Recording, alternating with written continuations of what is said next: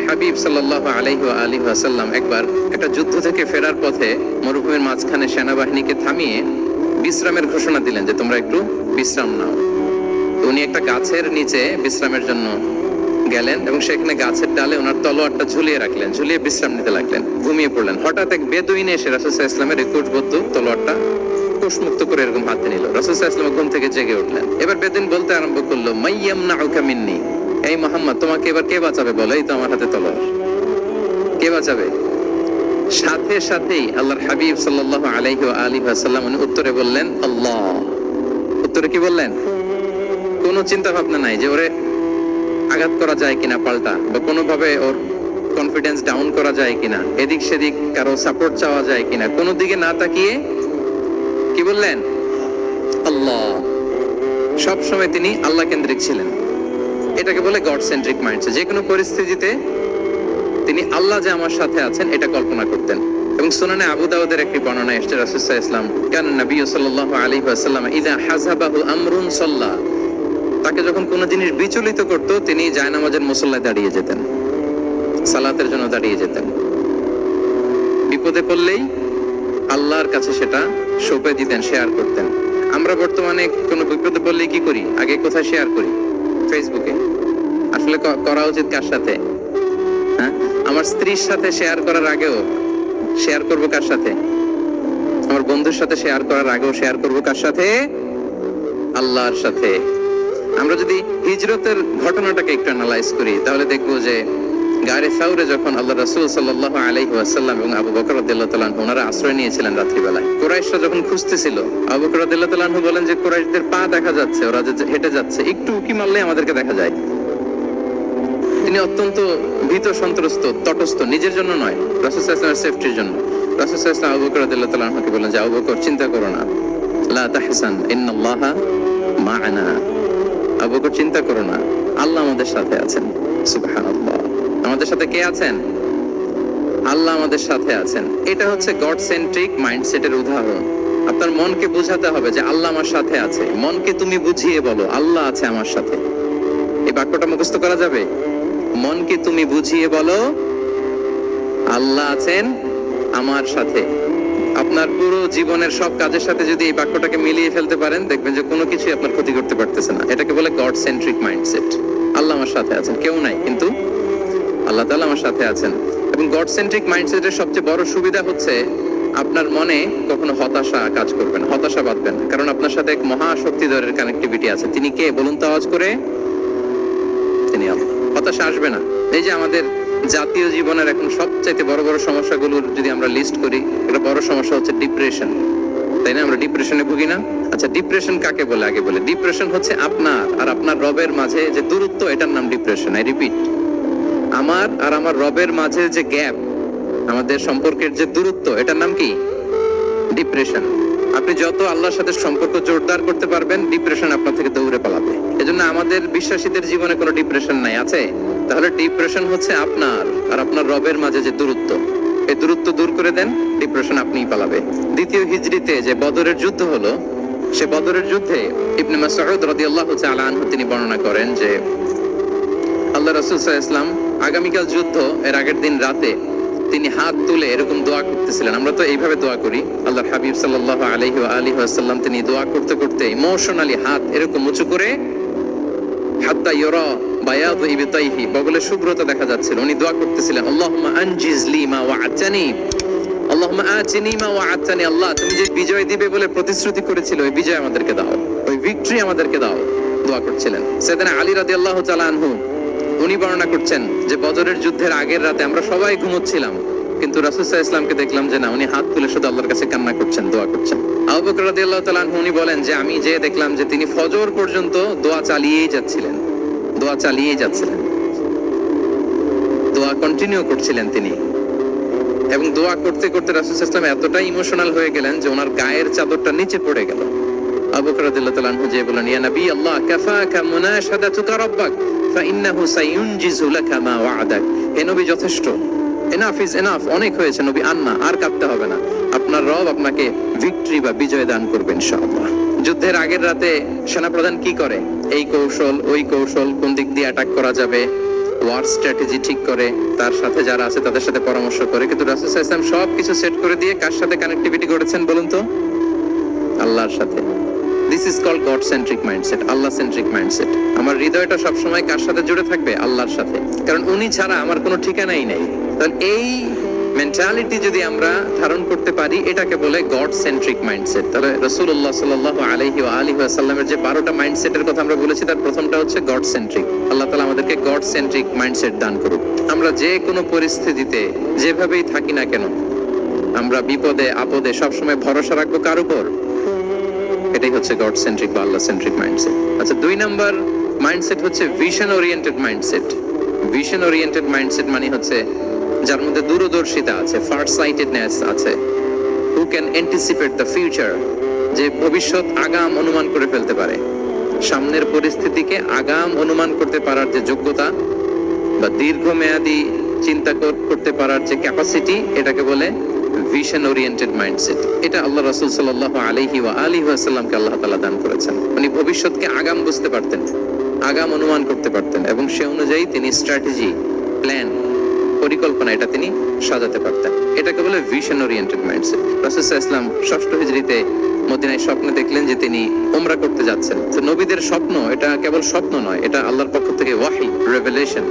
তো সেই হিসেবে তিনি 1400 সাহাবা নিয়ে উমরা করতে চলে গেলেন মক্কায়, কিন্তু মক্কাবাসী ঢুকতে দিল না, থামিয়ে দেয়া হলো। তো তখন একটা চুক্তি হয়েছিল, ওই চুক্তিতে বলা হলো, রাসূল সাল্লাল্লাহু আলাইহি ওয়াসাল্লাম লিখতে বললেন যে লিখো মিন মুহাম্মদ রাসূলিল্লাহ, আল্লাহর রাসূল মুহাম্মদের পক্ষ থেকে কুরাইশদের সাথে এই চুক্তি।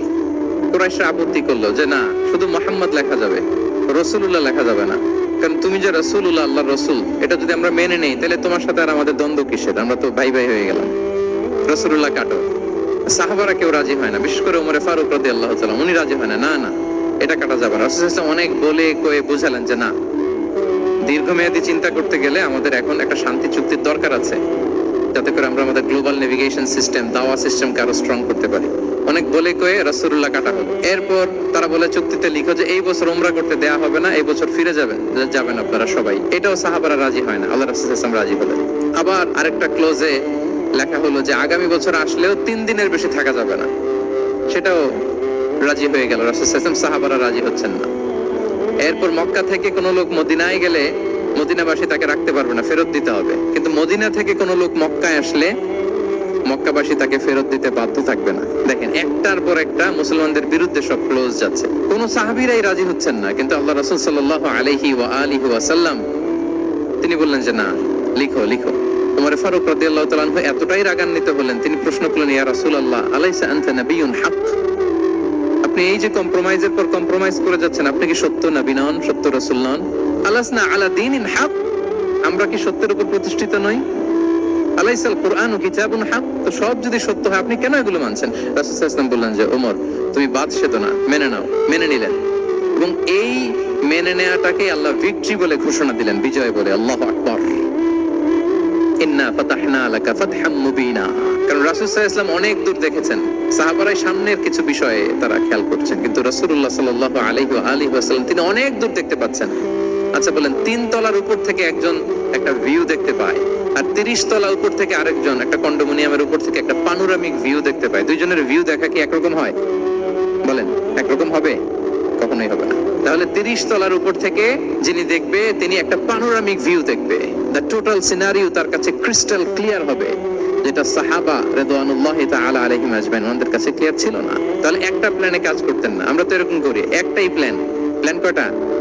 এটা যদি ওয়ার্ক না করে শেষ, আমু নাই, সালাও নাই। কিন্তু রাসূলুল্লাহ সাল্লাল্লাহু আলাইহি ওয়া আলিহি ওয়াসাল্লামের প্ল্যান এ ছিল, প্ল্যান বি ছিল, প্ল্যান সি ছিল। প্ল্যান এ ওয়ার্ক না করলে প্ল্যান বি তে যেতেন, বি ওয়ার্ক না করলে সি তে যেতেন, এইভাবে তিনি কাজ করতেন। তাহলে এটা হচ্ছে বেসিক্যালি ভিশন ওরিয়েন্টেড মাইন্ডসেটের অধিকারী যারা, তারা এটা করে, যারা ফিউচারকে অ্যান্টিসিপেট করতে পারে, আগাম অনুভব করতে পারে যে কি হতে পারে সামনে। এই যে বাংলাদেশের বিভিন্ন প্ল্যান পরিকল্পনা আমরা দেখা যায় যে এখান দিয়ে একটা ব্রিজ করে পরে ভাঙতে হয়, রাস্তা একটা তৈরির পরে ভাঙতে হয়, কোথায় এক টানেল হয়ে আছে প্রতি মাসে মাসে এখন লস হয়, তারপর 1 ঘন্টা বৃষ্টি হলে পুরো ঢাকা শহর এটা বন্যা হয়ে যায়। এগুলো হচ্ছে একাধিক প্ল্যান না থাকা, ভিশনারি অ্যাটিটিউডের অধিকারী না হওয়ার কারণে এই ঝামেলাগুলো আমাদের হচ্ছে। তো প্রফেটিক সিরার এই প্রফেটিক মাইন্ডসেট থেকে আমাদের নেয়ার বিষয় হচ্ছে এটা যে আমাদেরকে ভিশনারি অ্যাটিটিউডের হতে হবে। রাসূল সাল্লাল্লাহু আলাইহি ওয়াসাল্লাম ভিশন ওরিয়েন্টেড মেন্টালিটির ছিলেন। আগাম আজ থেকে 50 বছর পরে বাংলাদেশে কি ক্রাইসিস হতে পারে, আজ থেকে ঠিক 100 বছর পরে বাংলাদেশে কি হতে পারে, ওই রোড ম্যাপকে সামনে রেখে আমাদেরকে প্ল্যান করতে হবে। এটাকে বলে ভিশন ওরিয়েন্টেড মাইন্ডসেটের অধিকারী হওয়া এবং আপনার কমন সেন্স একসাথে হলে ওটা উইজডম হয়ে যায়। রাসূল সাল্লাল্লাহু আলাইহি ওয়াসাল্লাম ছিলেন প্রজ্ঞায় সমৃদ্ধ এক মননের অধিকারী। ওনার সব কিছুতেই প্রজ্ঞা ছিল। উইজডম ইন গিভিং অ্যাডভাইস, উপদেশ দেওয়ার সময় ছিল। উইজডম ইন পলিসি মেকিং এর সময় সেখানে প্রজ্ঞা ছিল। Wisdom in action strategic plan, কোন স্ট্র্যাটেজিক প্ল্যানের ক্ষেত্রে প্রজ্ঞা ছিল। রাসূল সাল্লাল্লাহু আলাইহি ওয়াসাল্লাম একই প্রশ্নের উত্তর এক একজনকে এক এক ভাবে দিতেন। অনেক সাহাবারা জিজ্ঞেস করতেন যে রাসূলুল্লাহ একই প্রশ্ন, একে বললেন এইটা, ওরে বললেন ওইটা, ওরে বললেন আরেকটা, এটা কেন? রাসূল সাল্লাল্লাহু আলাইহি ওয়াসাল্লাম বললেন যে আমি জানি ওর কিসে ঘাটতি, আমি জানি ওর কি প্রয়োজন, আমি জানি ওকে কোন নাসিহাটা দিলে কাজ করবে, ফলে এক একজনকে আমি এক এক ভাবে ক্লারিফাই করেছি। আল্লাহু আকবার। This is called wisdom. আচ্ছা, উইজডম, রাসূল সাল্লাল্লাহু আলাইহি ওয়াসাল্লাম যে উইজডম ড্রিভেন মাইন্ডসেটের অধিকারী ছিলেন এটার কয়েকটা এক্সাম্পল আমরা সিরাত থেকে দেখি। মক্কা বিজয় হয়েছে কত হিজরিতে? 8ম হিজরিতে যখন মক্কা বিজয় হলো তখন রাসূল সাল্লাল্লাহু আলাইহি ওয়াসাল্লাম আম্মাজান আয়েশার সাথে গল্প করছিলেন আর বলছিলেন, আয়েশা, লাউলা হাদাসাতু আহদি কওমিকা বিল কুফরি লানাকাতুল কাবাতা ওয়ালা জাআলতুহা আলা আসাসি ইব্রাহিম। আয়েশা, তোমার এই মক্কাবাসী, তোমার এলাকার লোকজন যদি একটা কেওয়াস সৃষ্টি না করতো তাহলে কাবার যে আসল শেপ, আমি ওই আসল শেপে এটাকে ফেরত নিতাম, কিন্তু নিতে গেলে এখন একটা ঝামেলা বাঁধবে, এজন্য নিব না। ব্যাপারটা হচ্ছে আমরা এখন যে কাবাটাকে দেখি এটা হচ্ছে স্কয়ার আকৃতির। স্কয়ার মানে কি? বর্গাকৃতি, তাই তো? বর্তমান কাবা কোন আকৃতির বলেন তো? একটা বড় কিউবের সাইজ না? দূর থেকে দেখলে মনে হয় একটা বড় কিউবের সাইজ, কিউবের আকৃতি মানে স্কয়ার, চতুর্ভুজ। কিন্তু সাইয়েদনা ইব্রাহিম আলাইহিস সালাম যে কাবা নির্মাণ করেছিলেন এটা কিন্তু এরকম কিউব ছিল না, ওটা ছিল রেক্ট্যাঙ্গেল। রেক্ট্যাঙ্গেল ছিল মানে আয়তাকৃতির ছিল, এরকম লম্বা। এই যে টেবিলটা যেরকম, টেবিলের যে শেপ এইরকম ছিল, এরকম লম্বা কাবা ঘর ছিল আয়তাকৃতির। কিন্তু এখন এটা কমে স্কয়ার আকৃতির হয়ে গেছে। এর কারণটা কি? কাবা একবার অগ্নিকাণ্ড ঘটার কারণে ধ্বংস হয়েছিল, ফলে কাবাকে আবার রিনোভেশন করা লেগেছিল, পুনর্নির্মাণ। তো কুরাইশরা সিদ্ধান্ত নিয়েছিল কাবা পুনর্নির্মাণে আমরা কোনো হারাম টাকা ইউজ করব না, যার কাছে যত হালাল টাকা আছে নিয়ে আসা হলো। কিন্তু হালাল টাকা যতটুকু জমা হয়েছে এটা দিয়ে পুরো কাবা নির্মাণ হয় না, অর্ধেক হয়। ফলে কাবা যে আয়তাকৃতির ছিল সেটা না হয়ে গেছে কি বলেন? বর্গাকৃতির মানে স্কয়ার। ওই স্কয়ার কাবাই আজ পর্যন্ত রয়ে গেছে। কিন্তু ওই যে আয়তক্ষেত্রের যে শেপের মধ্যে যতটুকু জায়গা বাকি ছিল ওইখানে দেখবেন একটা ক্রিসেন্টের মতো আছে, হেজরে ইসমাইল, হাতিমে কাবা বলে। ওইটার ভিতরে নামাজ পড়া আর কাবার ভিতরে নামাজ পড়া একই হুকুম।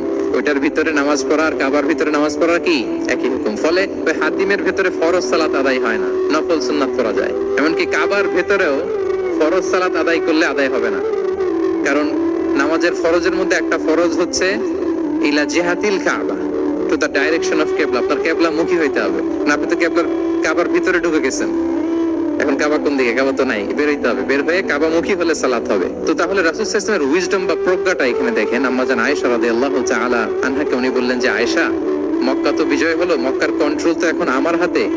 চাইলে আমি কাবাকে ভেঙে সেই ইব্রাহিম আলাইহিস সালামের যে বেইজ এরকম লম্বা করে শেপ দিতে পারি, কিন্তু দিব না, কেননা দিলে মক্কা একটা কেওয়াস হতে পারে। কি হতে পারে? কারণ তারা একেবারে ভেরি রিসেন্ট মুসলমান হয়েছে, তারা না বুঝেই বলবে যে সেই আদি কাবা, মুহাম্মদ এই কাবার অপমান করেছে, কাবাকে ভুলুণ্ঠিত করেছে, সম্মানকে নষ্ট করেছে, এরকম একটা কোশ্চেন রাইজ করতে পারে। এজন্য আমি করলাম না। সুবহানাল্লাহ। This is called wisdom. এটাকে কি বলে? প্রজ্ঞা। এটাকে প্রজ্ঞা বলে। তাহলে আপনার জ্ঞান এবং আপনার কমন সেন্স দুইটা যখন কানেক্ট করে তখন সেটা প্রজ্ঞা হয়। প্রজ্ঞার আরেকটা উদাহরণ যদি দেই সিরাত থেকে, রাসূল সাল্লাল্লাহু আলাইহি ওয়াসাল্লামের যে কনফ্লিক্ট রিজলভিং ক্যাপাসিটি ছিল, যখন কাবাকে পুনর্নির্মাণ করা হচ্ছে তখন হাজরে আসওয়াদকে বের করা লেগেছিল এবং রিনোভেশন শেষে আবার হাজরে আসওয়াদকে তার জায়গা মতো মানে ব্ল্যাক স্টোন, যেটাতে চুমু দিলে মানুষের গুনাহ মাফ হয়ে যায়, হাজরে আসওয়াদ চিনতে পেরেছেন না? তাহলে অনেক বোনেরা যাদের জন্য হিজাব নিকাব মেইনটেইন করা হচ্ছে ফার্জ, পর্দার কোনো বালাই নাই, পুরুষের সাথে ধাক্কা ধাক্কি করে তার শরীর মিশে যাচ্ছে, গা মিশে যাচ্ছে, ধাক্কা ধাক্কি করে একটা সুন্নতের জন্য ফরজকে স্যাক্রিফাইস করে ফেলতেছে।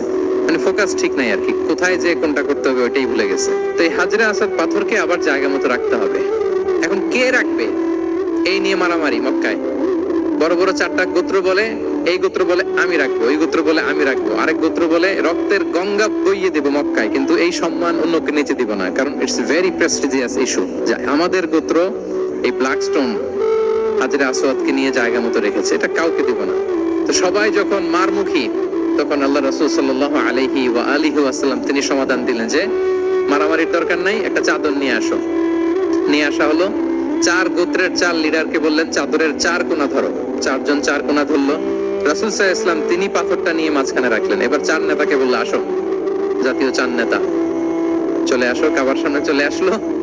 এরপরে আল্লাহ রাসূল সাল্লাল্লাহু আলাইহি ওয়াসাল্লাম ওনার মোবারক হাত দিয়ে, বরকতময় হাত দিয়ে হাজরা আসওয়াদকে নিয়ে নিজ হাতে রাখলেন। এবার সবাই হ্যাপি, কারণ অংশগ্রহণ করতে পারছে। আসলে সব মূল স্ট্যাটাস কিন্তু চলে গেছে রাসূলের দিকে, নাকি?